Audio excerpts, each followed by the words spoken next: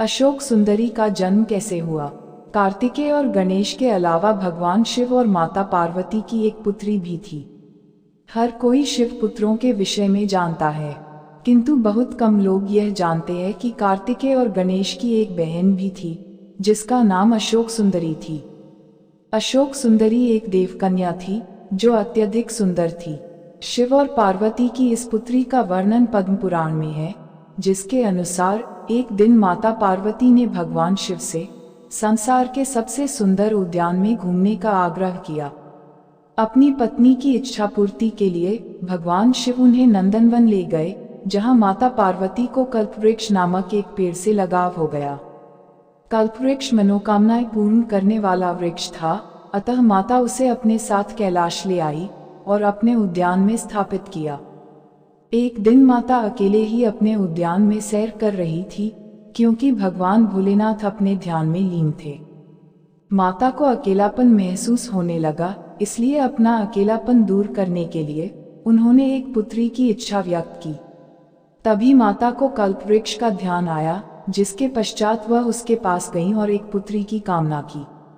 चूंकि कल्पवृक्ष मनोकामना पूर्ति करने वाला वृक्ष था, इसलिए उसने तुरंत ही माता की इच्छा पूरी कर दी, जिसके फलस्वरूप उन्हें एक सुंदर कन्या मिली, जिसका नाम उन्होंने अशोक सुंदरी रखा। उसे सुंदरी इसलिए कहा गया क्योंकि वह बेहद खूबसूरत थी। माता पार्वती अपनी पुत्री को प्राप्त कर बहुत ही प्रसन्न थी, इसलिए माता ने अशोक सुंदरी को यह वरदान दिया था कि उसका विवाह देवराज इंद्र जितने शक्तिशाली युवक से होगा। ऐसा माना जाता है कि अशोक सुंदरी का विवाह चंद्रवंशीय ययाति के पौत्र नहुष के साथ होना तय था। एक बार अशोक सुंदरी अपनी सखियों के संग नंदनवन में विचरण कर रही थीं, तभी वहां हुंड नामक एक राक्षस आया। वह अशोक सुंदरी की सुंदरता से इतना मोहित हो गया कि उससे विवाह करने का प्रस्ताव रख दिया। तब अशोक सुंदरी ने उसे भविष्य में उसके पूर्वनियत विवाह के संदर्भ में बताया। यह सुनकर हुंड क्रोधित हो उठा और उसने कहा कि वह नहुष का वध करके उससे विवाह करेगा।